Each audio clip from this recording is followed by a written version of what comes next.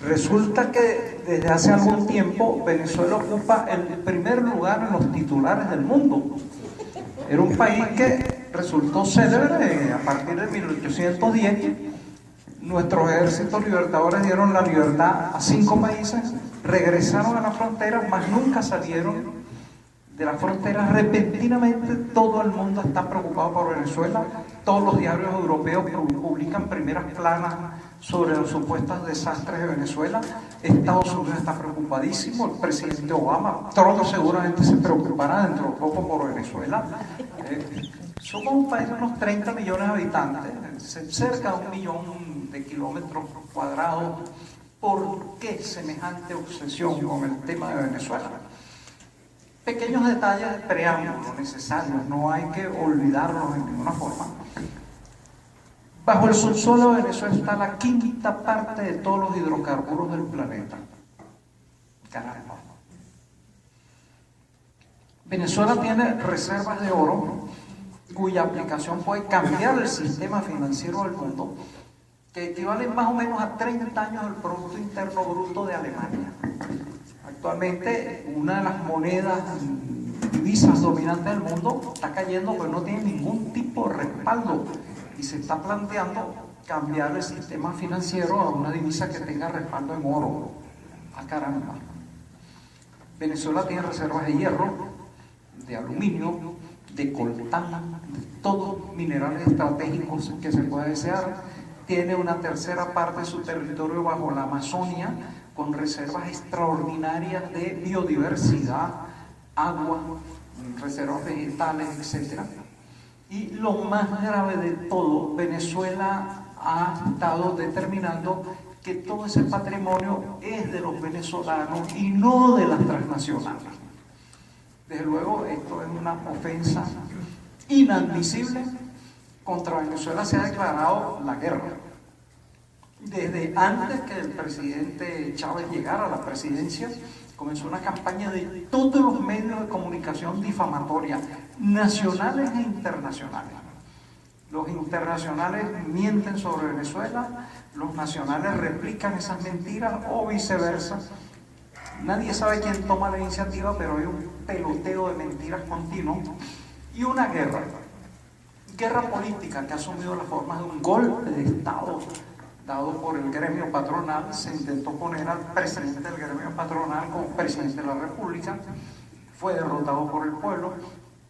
Ha habido intentos de magnicidio continuo, ha habido oleadas terroristas desatadas por la derecha en los propios municipios habitados por la derecha. Venezuela es un país que tiene una democracia intachable. Su sistema electoral, el propio presidente Jimmy Carter lo consideró el sistema electoral más perfecto del mundo. Y entonces dijo además que el de Estados Unidos era quizás el más imperfecto. Venezuela está regida desde principios de este siglo por una constitución que no fue hecha en un cenáculo de representantes, fue votada, aprobada por el 75% del electorado, se le sometió al pueblo. ¿Quiere votar esta constitución? No. Sí. Bueno, el 75% de los venezolanos contestaron que sí. En Venezuela hay un proceso electoral prácticamente cada año. Hay la libertad de prensa más absoluta. Ustedes no creerán, de repente hay páginas en los diarios de Venezuela: esta tarde manifestación para derrocar la dictadura. ¿Qué dictadura permite que haya una página que diga manifestación para derrocar la dictadura? En los medios de comunicación se invita a asesinar al presidente. Una vez un bloguero hizo eso en Estados Unidos, creo que está todavía preso. No, en Venezuela no pasa absolutamente nada. Hay la más absoluta libertad de los medios de comunicación, la más absoluta libertad de la oposición. El bolivarianismo, como en 18, 19 procesos electorales, ha obtenido la victoria consecutivamente, salvo en 2 consultas, una sobre una reforma constitucional y el año pasado para las asambleas de la constitución del Poder Legislativo. Ambas derrotas han sido reconocidas de inmediato y sin cortapisas. Es decir, bases para señalar: Venezuela es una democracia participativa, plena, con absoluta libertad de expresión. Es absolutamente falso que exista una dictadura. Ni siquiera hay un sistema socialista acabado. El gobierno tiene una tendencia al socialismo, pero hay un sistema mixto con coexistencia de una empresa privada que lamentablemente es en gran parte muy poco productiva y parasitaria. Entonces, esto implica que al pueblo venezolano no se le debe dejar que disponga para su propio beneficio de los recursos de Venezuela. Y esto es lo que ha estado haciendo el bolivarianismo. El bolivarianismo ha aplicado a un promedio del 62 al 64% de todo el gasto público de inversión social. Vale decir, medicina, educación, vivienda, pensiones, todo lo que tiende a garantizar el bienestar del pueblo. Se pasó de un nivel de pobreza de 40 y tantos % a menos de 24%, pobreza extrema 17% a principios del siglo, a menos del 4%. Fíjense, son indicadores impresionantes. Venezuela pasó del nivel de desarrollo humano bajo al medio y ahora está en el nivel de desarrollo humano alto. Venezuela es el país con menor desigualdad social de la América capitalista, de la América Latina capitalista. Y América Latina es la región del mundo con mayor desigualdad social. Les parecerá a ustedes asombroso, pero es así en las estadísticas mundiales. Entonces, los logros del bolivarianismo en esos 16, 17 años han sido sorprendentes. Ha habido, desde luego, errores, retrocesos, equivocaciones, etcétera. Todo proceso dirigido por seres humanos comete torpezas, etcétera. Pero en líneas generales, si se juzga ese conjunto impresionante de aciertos contra los posibles desaciertos, la obra del bolivarianismo ha sido impresionante. Contra esa obra hay que desatar la guerra. Es una guerra política, ya lo hemos dicho. Se ha intentado derrocar al presidente, ha habido infiltraciones paramilitares, intentos de magnicidio tanto a Chávez como a Maduro.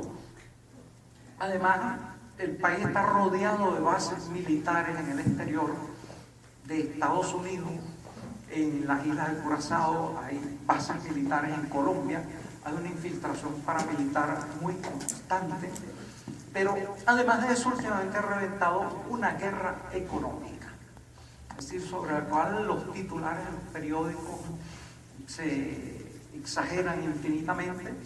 Dicen que Venezuela es un país en donde la gente se está yendo porque no puede vivir. Muy al contrario, en Venezuela, 30 millones de habitantes, de ellos hay como 5.600.000 colombianos que se han ido a Venezuela por alguna razón será. Es decir, el saldo migratorio en Venezuela es enteramente positivo. Entonces se ha desatado la guerra económica. ¿Qué se ha hecho? No se puede obligar políticamente al bolivarianismo.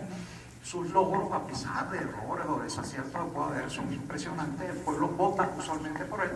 Hay que provocar la escasez.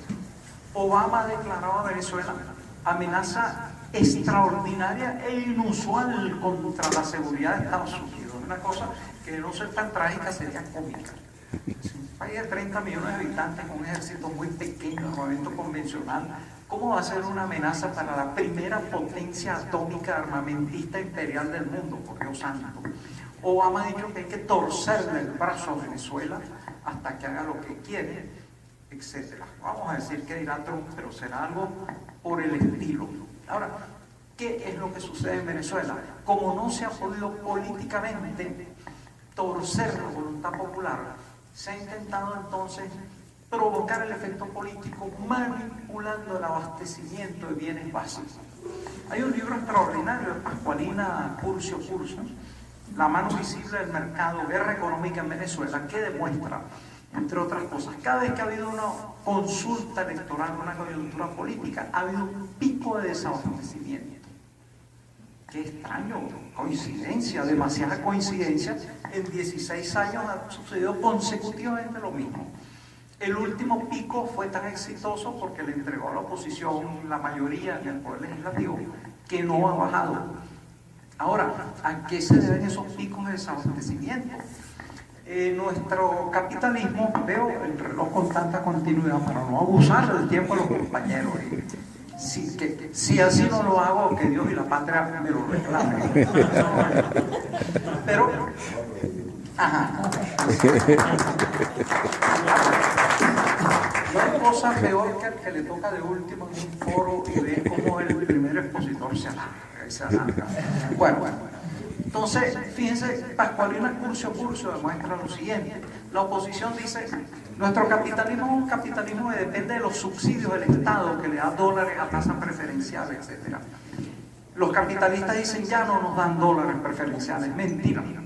Las cantidades de dólares que se han dado han subido y en el pico de importación, bueno, pues fíjense, no hubo caída de las importaciones de 1999 al 2014, las importaciones se elevaron 91%, es decir, cerca de un 100%, no puede haber ningún tipo de desabastecimiento. El Producto Interno Bruto creció 43% entre 1999 y 2015.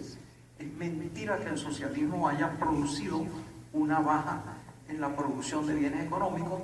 La importación de bienes sigue siendo la misma, es decir, con el mismo ritmo de incremento. Importación de medicinas, que también escasea, ha sido también mayor. ¿Qué sucede entonces en Venezuela? Simplemente el Estado da los dólares preferenciales a esta burguesía muy poco productiva, con las honrosas excepciones del caso, y entonces estas personas o bien hacen importaciones fantasmas, o bien crean empresas de maletín, piden dólares y después desaparecen, o bien una vez importadas las mercancías, comienzan un proceso de goteo, esconden las mercancías. Hay un desabastecimiento programado con el objetivo de crear incomodidad en la población.